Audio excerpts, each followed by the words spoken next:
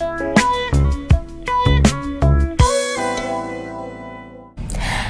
I'm Louise and welcome to Love Lessons Live. I'm here at Searcy Champagne Bar, St Pancras, and today we're going to be talking about building your confidence, getting back out there and successfully navigating singles events. I'm here with very excitedly here, with Charlie Spokes, the founder of My Friend Charlie, a very interesting and niche singles events company. So welcome, Charlie. Thank you very much. Thanks for having me. It's so exciting. So I really want to today get to grips with why singles seem to be lacking somewhat, a little bit of confidence in order to get out there and navigate singles events, because you often find singles at home in their PJs on the sofa drinking a cup of tea, swiping left, right, up and down, whichever way.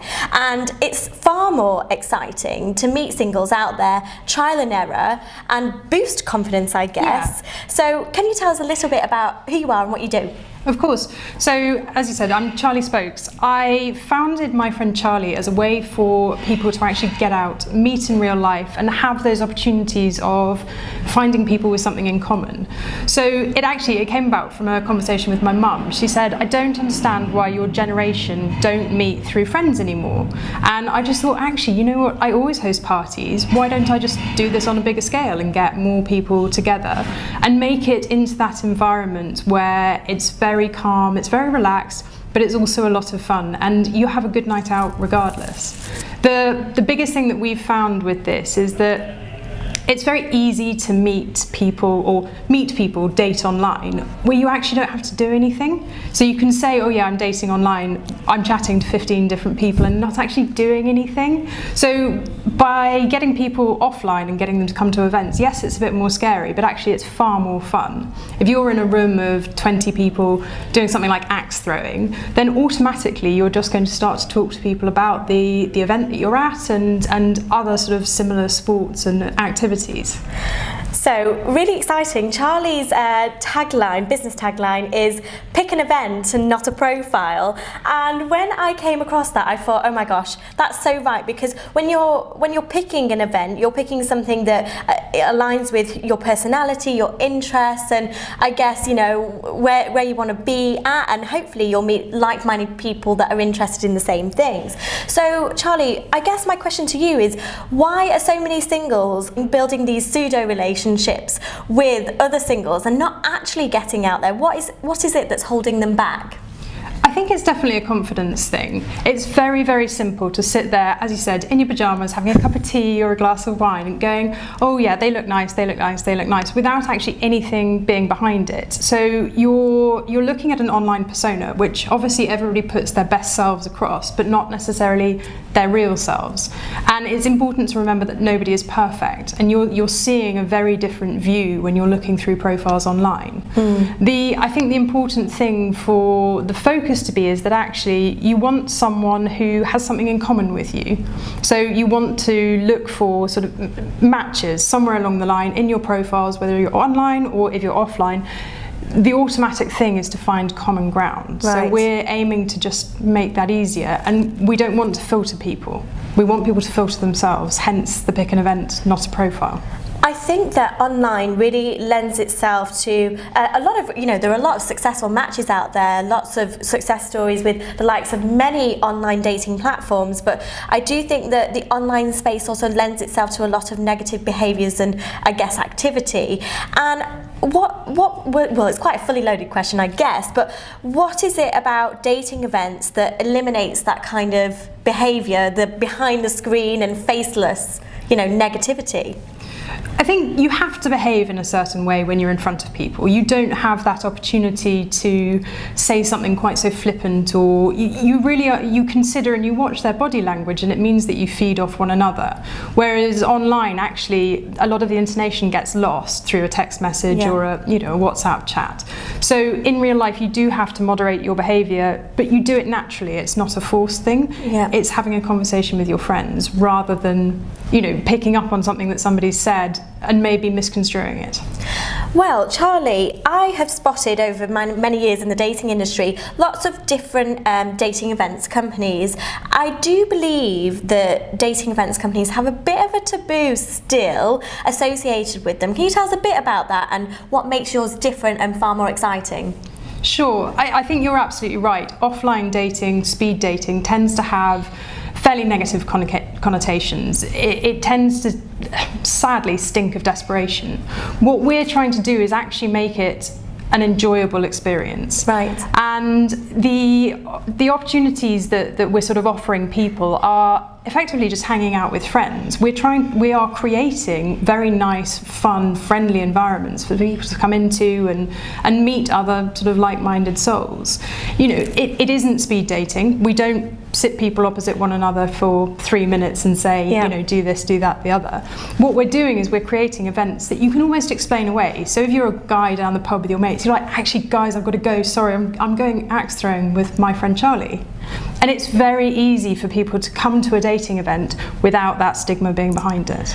Fantastic. So it sounds to me like you're really cultivating a community of fun singles who really want to get themselves out there. And I think that singles events can lend themselves very well to the fact that you can learn a new experience or gain a new experience or learn, I guess, like a new language or a new skill, and then take that away with you if you don't take away the love of your life. Tell us a little bit about some positive experiences that you've had with my friend Charlie so far. I think one of my favourite things that's come out of this is the fact that actually people are making some really great friendships. When you're single and all of your friends start coupling up, and actually especially if you're coming out of a divorce or a long-term relationship, the difficulty is that you don't have single friends to go and do fun stuff with. You know, you can go and hang out with other couples, but it's not great being a third wheel. Right. So the thing that I've absolutely loved and wasn't really expecting is that a lot of the girls get together and they go out for drinks and they meet up quite regularly, and the guys go, oh, this is someone I can go and watch the rugby with or the football with or go for a beer with, and that has been a bromance. A beautiful bromance. It makes me really happy. I love that. I really love that. So you often talk about singles getting out there, starting again and joining your events by doing that. For someone who is lacking self-esteem because they have been through a fairly traumatic breakup but they're serious again about finding love, how would you recommend that they best navigate a singles event or put themselves out there with my friend Charlie?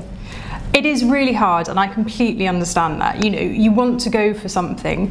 What we're trying to achieve is that there will always be a friendly face. You know, there'll be lots of friendly faces, but you'll always have a host at the event, and you'll know who that host is going to be, so that you can walk into the room knowing one person. And I think that's absolutely key. The second you know who somebody is and you can go up to them and say, actually I've forgotten that person's name, or I'd like to swap numbers with this person, can you help me out, or can you just manoeuvre us so we sit near each other? That's really important. It's like having a wingman. A wingman. And so would you say that the community that you're cultivating is kind of like a fun wingman community then of singles? Yeah, it really is. We actually get quite a lot of people coming and buying sort of single girl, single guy tickets and just bringing a mate along who's also looking for someone, but they didn't want to come on their own. So they're just bringing someone who's not right for them, but may well be perfect for somebody else. Right. And that environment already makes it feel like you're in a room full of friends. I have always found in my many years of doing like different singles events and matchmaking and all that jazz, that singles often have the best success if they arrive at a singles event on their own. What would you say to that? We do suggest, if you're bringing a single friend of the opposite sex, that's fine. We do suggest that you don't come in a group of 2, 3 or 4, because otherwise you just chat to your mates and you don't meet anybody else. Yeah. And actually, probably less so for guys. We tend to find most guys come on their own, but for the women, they do much better on their own. You don't have that. It's either a friend sort of pushing you on to go and talk to someone you're not really that keen on, or it's a friend going, actually, can you not leave me? I'm a bit nervous at the moment. Whereas if you come on your own, it's just an automatic, well, I've got to get on with it really, don't I? Oh my gosh, forging ahead. Exactly, forging ahead. Exactly. So if, let's say I was single, I decided to come to my friend Charlie's event, how would you recommend I navigate a room or best put my foot forward to forge ahead, I guess? So we start all of our events with a bit of a social mingler. Just have a drink, come in, say hi to everybody whilst we get the event set up, because all of our events are activity based, actually we manoeuvre you around the room. So if it's a pub quiz, we'll put you into a team with different people, we'll split friends up if they've come together, and you just get moved. So you don't really have to do it yourself. Right. We're very much there sort of making sure that the situation fits you and that everybody's comfortable and that they've got the opportunity to speak to who they want to, but nobody's almost stuck in a networking environment where you're stuck with that one person for 10, 15, 20 minutes. And in a nutshell, if I'm perhaps a little bit nervous about being there, whether I'm with my friend or have made a bromance or whatever, a womance, how would you best advise me to overcome the nerves of being at a singles event or a first date in general? I think there's two really huge things that you can do. Firstly, the way you dress, whether you're male or female, it really doesn't make a difference. Dress for the person you want to attract and the person that you want to present yourself as, and smile. It's amazing how much more, if you tell yourself you're excited, you say before you walk into a date or an event, I am excited, you'll have a much better success rate. I love that. And it's such a law of attraction. That is the second time in 2 days that I've heard, if you tell yourself that you're excited about something that's making you nervous or making you kind of a little bit jittery, or you're putting yourself out there, it's not the norm to be in a room full of singles who are actively searching, Yeah. If you're putting yourself out there, kudos to you for doing that. 100%. By booking in, you've done 50% of it. Really? Yeah. Really? And so can you tell us a little bit about one success story?